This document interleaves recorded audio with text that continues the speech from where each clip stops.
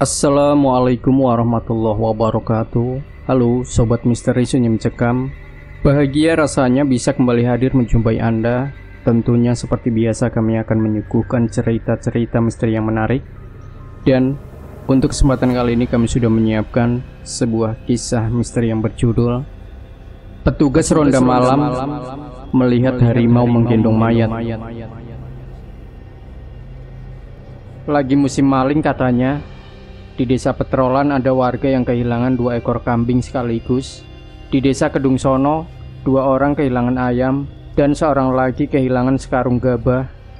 Desa Ngantian, seorang warganya kehilangan radio transistor. Di desa Kedung Jati sendiri belum pernah ada kejadian, namun warga tak mau kecolongan. Kegiatan ronda malam mulai digiatkan kembali. Semua warga mendapat jatah giliran ronda. Malam itu yang mendapat jatah ronda adalah Mbah Kromo, Mbah Mo, Lek Dikin, Kang Bejo, Lek Sukri, dan Kang Marno. Jam 8 malam, keenam warga itu sudah berkumpul di pos kambling di tengah-tengah desa. Sambil menikmati kopi panas dan singkong bakar yang baru diangkat dari perapian, mereka asik ngobrol ngalor ngidul. Mbah, orang Kedung Sono yang kemarin meninggal itu katanya meninggalnya tidak wajar ya? Lek Dikin membuka obrolan sambil meniup sepotong singkong bakar yang masih mengepulkan asap. Hus, kamu kalau ngomong jangan sembarangan, Kin. Orang meninggal kok ndak wajar gimana? Meninggal ya meninggal, mati.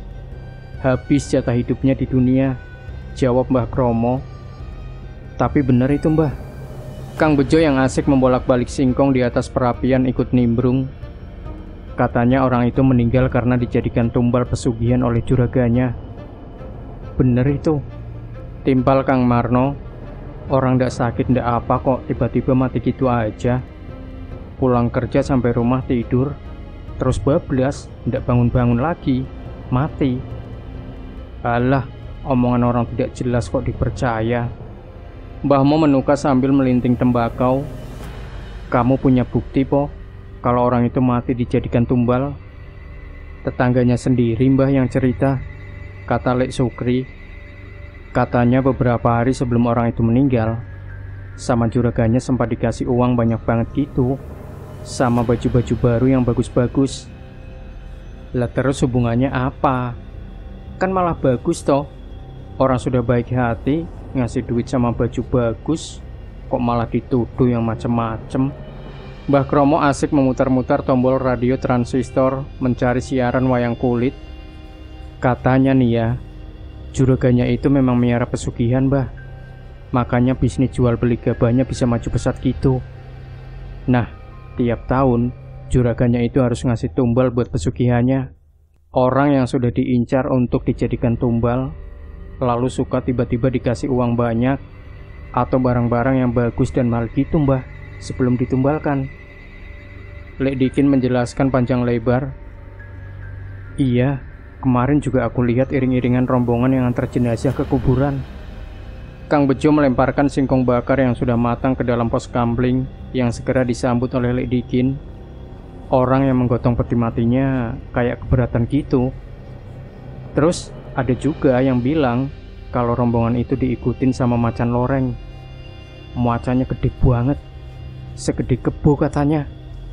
Kalian ini loh yang sudah mati kok digosipin. Nanti orangnya bangun terus datengin kalian, baru tahu rasa kalian. Mbah Mo menyulut rokok tingwenya lalu menghisapnya dalam-dalam. Si Mbah ini nakut-nakutin saja. Mana ada orang mati bisa bangun lagi. Lek Sukri merapatkan sarungnya. Aku malah kasihan sama anak-anak dan istrinya. Anak-anaknya masih kecil-kecil, istrinya juga masih muda, cantik lagi, gumam Kang Bejo. Iya, istrinya cantik loh. Sayang aku udah punya istri. Coba kalau belum, kata Lek Dikin. Kalau belum kenapa? Goda Lek Sukri. Bisa lah, tak rumat janda baru itu. Edan kamu. Kalau aku mah nggak mau. Biar cantik juga anaknya selusin gitu, bisa tekor aku. Serempak mereka semua tergelak. Saat ronda begitu, memang apa saja bisa dijadikan bahan obrolan, sekedar untuk menghilangkan rasa kantuk.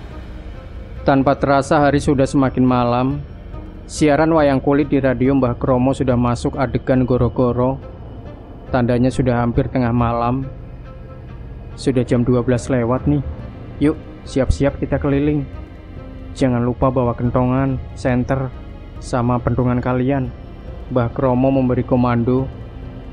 Radiomu itu umpetin dulu, Mbah. Jangan sampai diembat maling nanti pas ditinggal keliling. Akhirnya mereka berenam pun mulai berkeliling desa. Setiap penjuru desa mereka susuri sambil menabuh kentongan bambu dengan irama yang teratur, mengingatkan warga desa untuk kembali memeriksa pintu dan jendela sudah benar-benar terkunci atau belum. Hampir seluruh sudut desa telah mereka jelajahi. Namun tak ada hal-hal yang mencurigakan yang mereka temui.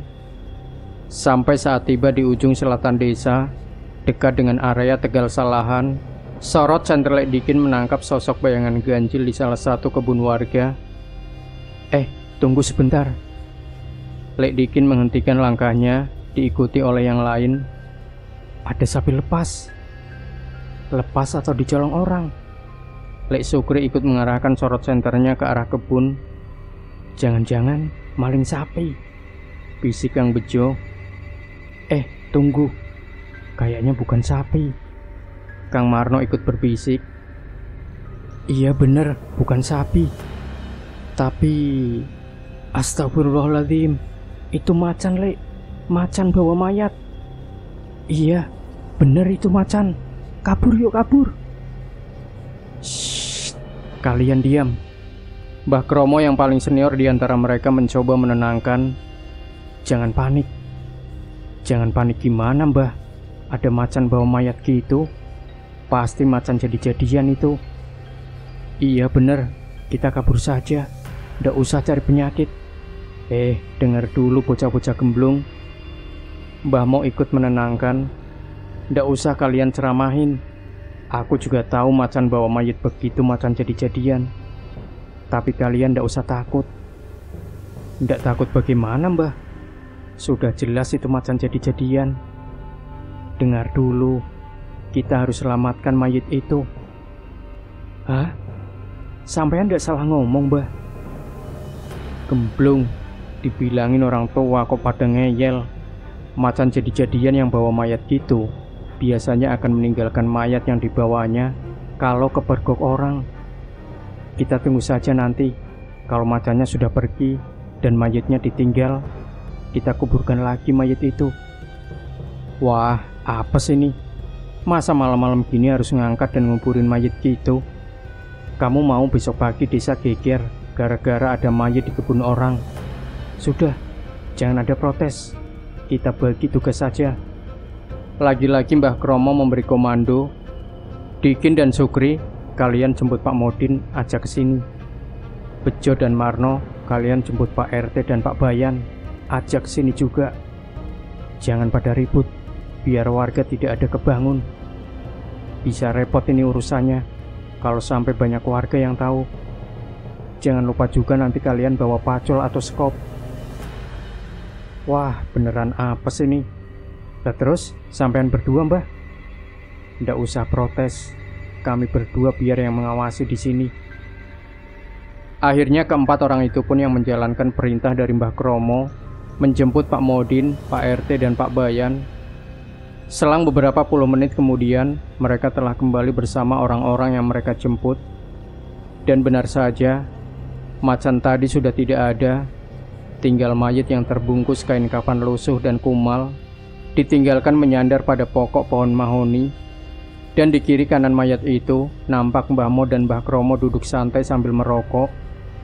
Edan, benar-benar orang-orang tua ini tidak ada takut-takutnya sama sekali. Setelah berunding sebentar, mereka pun sepakat untuk menguburkan kembali mayat itu di pemakaman umum di ujung desa sebelah utara. Kembali perdebatan kecil terjadi. Siapa yang akan bawa mayitnya dan bagaimana cara membawanya? Dipanggul saja, nanti gantian membawanya, kata Mbah Mo. Wah, tidak mau, Mbah. Masa suruh manggul mayat? Mana sudah bau dan berlendir gitu. Dibayar pun aku tidak mau. Serempak mereka menolak usul Mbahmo. Ya sudah, kalian cari tali dan bambu buat pikulan. Akhirnya Pak Modin memberi solusi. Nanti kita gotong rame-rame. Ambil tali tambang di rumahku saja, Kin, kata Pak RT kepada Lek Dikin. Ada di depan kandang sapi, nyangkut di belandar kandang. Sama bambunya ada tuh di samping rumah, dekat kandang ayam. Lek Dikin dan Kang Bejo pun kembali ke rumah Pak RT, sedang yang lain menunggu di kebun itu. Apa ndak sebaiknya kita lihat dulu, Pak? Ini mayat siapa? Tanya Kang Marno. Ndak perlu, Pak Bayan yang menjawab. Nanti malah jadi bahan omongan kalau kalian tahu ini mayat siapa. Kasihan keluarganya yang masih hidup. Tak lama Lek Dikin dan Kang Bejo pun kembali membawa tambang dan bambu. Tanpa banyak bicara, karena diliputi oleh rasa takut, mereka segera bekerja sesuai arahan Pak Modin. Mengikat sedemikian rupa mayat itu dengan tambang, lalu menggotongnya ke tempat pemakaman umum. Sampai di pemakaman, Pak Modin segera memeriksa setiap makam yang ada di situ. Dan benar saja, ada makam yang terlihat sedikit rusak.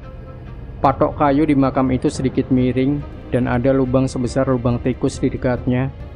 Tertulis di patok kayu itu nama Fulan bin Fulan, lahir tanggal sekian bulan sekian tahun sekian, wafat tanggal sekian bulan sekian tahun sekian.